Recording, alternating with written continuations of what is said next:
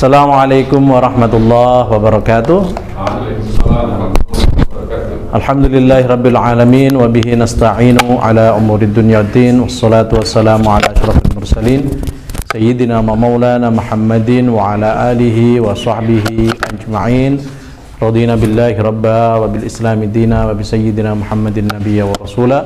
Rabbi zidna ilma warzuqna fahma. Rabbi shrah lana sudurana wa yassir lana umurana. Ya Fattahu ya Alim, iftah qulubana ala ta'allumil Qur'an wa iftah qulubana ala ta'allumil ulum wa iftah lana futuhal arifin wa amidana bin nuril quwwati wal yaqin hatta na'rifaka ma'rifataka allati lazim an tu'raf. Amma ba'du, yang saya muliakan para pengurus, para yai, pengurus MBCNU Bati Alit, dan para hadirin serta pemirsa yang berbahagia. Alhamdulillah kita dapat berjumpa kembali dalam acara pengajian Ramadan yang kali ini bertemakan insyaallah tentang amalan aswaja, yaitu tentang ziarah kubur. Pada kali ini saya akan menyampaikan apa yang ada di dalam kitabnya Mbah Kiai Ali Ma'sum, tapi sebelumnya marilah kita mengirimkan bacaan surat Fatihah untuk Mbah Kiai Ali Ma'sum supaya dengan bacaan Fatihah ini bisa menjadikan barokah untuk beliau dan kita. Al-hadiniyah kulli niyatin shalihah. Al-Fatihah. A'udzubillahi minasyaitonir rajim. Bismillahirrahmanirrahim. Alhamdulillahirabbil alamin. Arrahmanir rahim. Maliki yaumiddin. Iyyaka na'budu wa iyyaka nasta'in. Ihdinas siratal mustaqim. Siratal ladzina an'amta 'alaihim ghairil maghdubi 'alaihim waladdallin. Amin. Al-misalus sadis. Ini bagian dari kitabnya Mbah Kiai Ali Ma'sum. Al-misalus sadis, hal tajuzu ziaratul kuburi, apakah boleh orang itu berziarah kubur? Ziaratul kuburi tujizuha mahadahibul muslimina kulluha wa tashrahu lizairi adabah. Jadi ziarah kubur ini menurut 4 madhab ini diperbolehkan, mulai dari madhab Hanafi, madhab Maliki, madhab Syafi'i, madhab Hambali, semua memperbolehkan ziarah kubur ya. Perbedaannya hanya ketika ziarah kubur itu ketika yang melakukan perempuan, maka memang ada perbedaan pendapat. Tetapi secara keseluruhan untuk yang laki-laki ini hukumnya diperbolehkan. Bahkan ini ada tambahan dari Kiai Subuki, ziyadatun bal hiya mandubatun lil itti'adi wa tadhkiratul akhirah. Bahkan yang namanya ziarah kubur itu hukumnya adalah sunnah, mandubah, disunnahkan untuk berziarah kubur karena fungsinya adalah untuk memberikan nasihat kepada kita yang masih hidup ketika melihat orang yang dalam kubur atau melihat kuburan, kita jadi mengingat bahwa kita akan sama seperti itu, atau untuk mengingatkan akhirat ya, supaya kita ingat akhirat, bagaimana kita nanti akan menghadap kepada Allah Subhanahu wa taala. Nah, fatakunu bi ru'yatil quburi min ghairi ma'rifati sahibiha, tanpa mengetahui siapa yang dikubur di sana, tentunya kita akan mengingat akan kematian. Mengingat kematian, mengingat akhirat, mengingat bahwasanya kita akan sama dipendam di kubur itu. Bahkan dianjurkan kalau di dalam kitab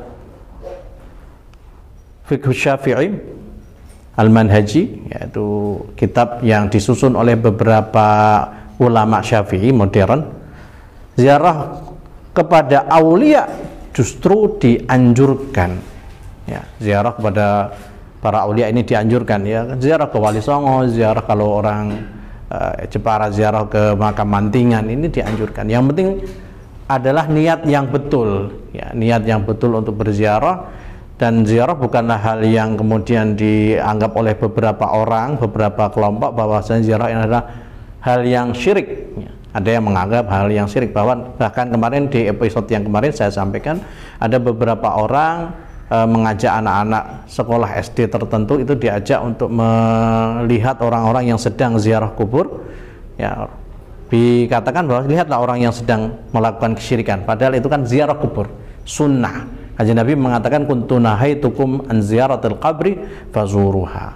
Dulu memang saya melarang kalian untuk ziarah kubur, tetapi sekarang ziarahlah, karena Kanjeng Nabi juga memberikan contoh dengan berziarah kepada makam ibunya.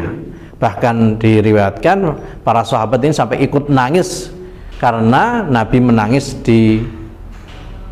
ketika beliau ziarah di makam ibunya, karena menangis karena mengingat akhirat, mengingat kematian.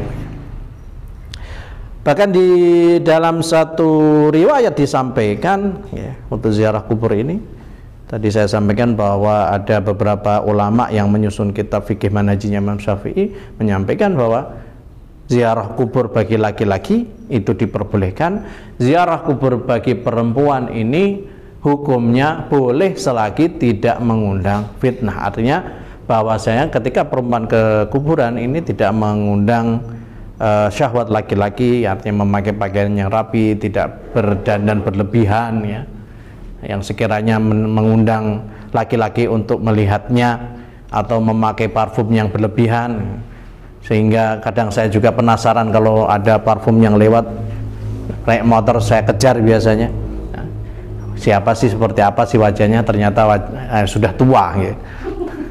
Nah ini yang dimaksud boleh ziarah itu kalau tidak mengundang fitnah. Tapi untuk ziarah aulia, ziarah anbiya, apalagi Rasulullah Shallallahu Alaihi Wasallam, ini sangat dianjurkan, dan tidak hanya bagi laki-laki saja, bagi perempuan juga ya. Yang penting satu, yaitu dipegang, yang harus dipegang bahwa tidak menimbulkan fitnah, berdesak-desakan antara laki-laki dan perempuan, terus kemudian ada ya ikhtilat, terlalu bercampur banyak, ini yang tidak diperbolehkan.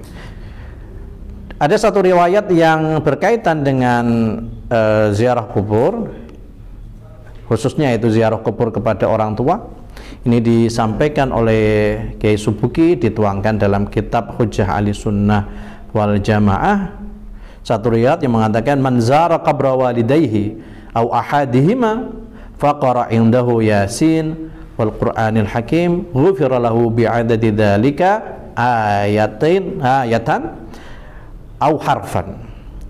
Wa fi riwayatin man zara qabra walidayhi aw ahadihima kana kahajjatin.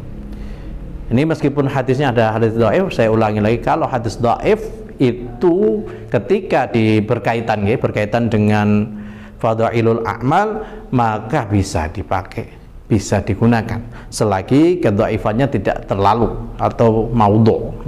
Kalau masih dhaifnya karena mungkin perawinya ini lemah, masih bisa kita gunakan untuk jadikan hujjah untuk fadailul a'mal, bukan hujjah untuk syar'i atau syariah, bukan hujjah untuk akidah. Dan ini dijelaskan bahwasanya barang siapa ziarah kepada orang tuanya yang ada di maqbarah atau di kuburan, kemudian membacakan surat Yasin wal Qur'anil Hakim, maka dosa dia dan dosa orang tuanya ini diampuni sejumlah ayat atau huruf yang dibaca. Berapa ayat kalau kita hitung ya di dalam kitab di dalam surat Yasin, atau berapa huruf yang ada dalam surat Yasin, banyak sekali. Bahkan ada yang riwayat menyampaikan bahwasannya barang siapa menziarahi kuburan orang tuanya, baik keduanya ataupun salah satunya, itu pahalanya seperti halnya haji, hanya sekedar pahalanya seperti haji ya. Tetap berbeda kalau kita bisa haji kemudian kita bisa berziarah kepada para anbiya, para sahabat ya, khususnya Nabi Muhammad Sallallahu Alaihi Wasallam, bisa haji ke sana, tentunya pahalanya berbeda karena cara wong Jawa kangelannya itu berbeda. Maka karena disunnahkan untuk berziarah kubur kepada aulia, kita coba nanti kapan-kapan kita buat acara untuk ziarah kubur ke tempat wali yang baru mungkin beberapa tahun ini meninggal, yaitu Mbah Kiai Maimun Zubair ya. Kita sama-sama ke sana, kita berdoa supaya ini dikabulkan oleh Allah Subhanahu wa taala. Nah, setelah ziarah Mbah Kiai Maimun Zubair, kita ziarah kepada Ibunda Khadijah insyaallah. Kita fatihai bersama-sama supaya ini terkabul. Al-Hadiniyah Al-Fatihah. A'udzubillahi minasyaitonir rajim. Bismillahirrahmanirrahim. Alhamdulillahi rabbil alamin. Arrahmanir rahim. Maliki yaumiddin. Iyyaka na'budu wa iyyaka nasta'in. Shiratal mustaqim. Shiratal ladzina an'amta 'alaihim. Mengenai ziarah kubur ini Syekh Kiai Ali Maksum menekankan. Beliau menyampaikan dalam kitab ini, qala Syekh rahimahullahu wa hiya sunnatu Rasulillahi faqad zara alaihi salam bi nafsihi al-qubura wa 'allama ashabahu kaifa yazuruna al-qubura fi'lan fi hayatihi ad-dunyawiyah. Mbah Kiai Ali menyampaikan, menekankan bahwasanya Kanjeng Nabi Muhammad sallallahu alaihi wasallam ini melakukan ziarah kubur dan mengajarkan kepada para sahabatnya untuk ziarah kubur. Dan betul-betul beliau lakukan. Di tengah malam bulan Sya'ban beliau datang ke kuburan Baqi, seperti yang di episode kemarin saya sampaikan, datang ke kuburan Baqi, kemudian disusul oleh Sayyidah Aisyah, dan Sayyidah Aisyah meminta Kanjeng Nabi untuk mengajari beliau mengajari Sayyidah Aisyah untuk bagaimana caranya berdoa untuk ahli kubur, dan salah satunya ialah membaca surat Al-Ikhlas 11 kali untuk dihadiahkan kepada ahli kubur. Wa yarhamullah al-mustaqdimina minkum al-mustakhirin. Ini ada juga isinya adalah tentang salam, ya kan? Rasulullah mengajarkan kepada Sayyidah Aisyah untuk bersalam kepada ahli kubur dengan redaksi yang seperti ini: quli assalamualaikum ahlad diyari minal mu'minina wal muslimin wa yarhamullahul mustaqdimina minkum wal mustakhirin wa inna insyaallahu bikum lahiqun. Katakanlah wahai Aisyah, Kanjeng Nabi mengatakan kepada Sayyidah Aisyah, assalamualaikum ahlad diyar, selamatan kesejahteraan bagimu wahai ahli diyar, artinya ahli kubur, minal mu'minina wal muslimin, dari orang-orang mukmin dan orang-orang muslim, dan semoga Allah mengasihi orang-orang yang sudah mendahului dan orang-orang yang baru saja dimakamkan. Wa inna insyaallah bikum lahikun, bahwasanya kami insyaallah akan menyusul. Yang artinya kita ini menyusul orang yang sudah meninggal. Jadi ini menunjukkan bahwasanya Kanjeng Nabi ini mensunahkan atau betul-betul melakukan ziarah kubur, yaitu ke makam Baqi al-Gharqad. Nah, di di redaksi terakhir tentang ziarah kubur, Mbah Kiai Ali menekankan, atau Kiai Subuki menekankan bahwa wa ba'du fa inna naquli ulaika alladhina yamna'una ziyaratal quburi narjukum an taqra'u hadha litaraw bi anfusikum annakum fi wadin wa dinul islami fi wadin akhar. Beliau menyatakan bahwasanya saya menyampaikan kepada orang-orang yang melarang untuk ziarah kubur, ya teman-teman kita yang di sebelah sana, bahwasanya kami mengharapkan agar jenengan semua mau membaca apa yang ada di dalam kitab-kitab, apa yang ada di dalam, khususnya yang sudah diringkas di Hujjah Ahlussunnah wal Jamaahnya Mbah Kiai Ali Maksum ini, supaya tahu dengan sendirinya atau bisa mengetahui dengan sendirinya bahwasanya mereka itu, jenengan itu di mana, di Wadin itu di mana, di lembah sebelah sana, dan Islam di lembah yang sebelah lain, yang artinya sangat jauh, ya, seakan-akan itu pemahaman Islamnya ini tidak sesuai apa yang disampaikan oleh Kanjeng Nabi. Kanjeng Nabi mencontohkan ziarah kubur, jenengan orang-orang yang tidak sepakat dengan ziarah kubur menampik atau melarang ziarah kubur dengan alasan takut syirik. Ya. Kita ziarah kubur bukan karena ingin meminta kepada orang yang ada di kuburan. Nah, mungkin maksud dari orang-orang yang tidak sepakat itu bahwasanya ada sisi tawassul yang mungkin mereka anggap sebagai syirik. Padahal tawassul itu sebetulnya hanya menggunakan darajah atau jah yang dimiliki oleh seorang wali, oleh seorang nabi, untuk kita dapat mudah untuk diijabahi doanya oleh Allah Subhanahu wa taala. Dan tawasul ini bukan hal yang bid'ah, karena Sayyidina Umar pun melakukan tawasul, bertawasul kepada Sayyidina Abbas setelah Nabi sedo. Adalah Sayyidina Abbas bin Abdul Muttalib, maka dengan bertawasul kepada saudaranya atau kepada pamannya Nabi Muhammad SAW, maka turun hujan. Dan ini terjadi, sejarah mencatat bertawasul, apalagi bertawasul kepada kanjeng Nabi Muhammad SAW. Ada seorang buta yang datang kepada Rasulullah, kemudian ingin penyakit butanya ini sembuh. Ya, beliau sowan kepada kanjeng Nabi, terus kanjeng Nabi mengatakan bahwasannya bijahi Nabiina Muhammadin, dengan kata bijahi Nabi, bertawasul kepada kanjeng Nabi di saat kanjeng Nabi masih hidup.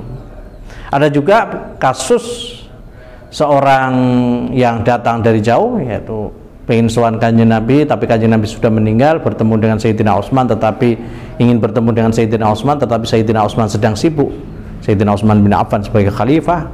Kemudian beliau bertemu dengan Sayyidina Utsman bin Hanif. Lalu oleh Sayyidina Utsman bin Hanif diperintahkan, kalau kamu punya hajat, pergilah kepada makam Rasulullah dan bertawasullah dengan Rasulullah.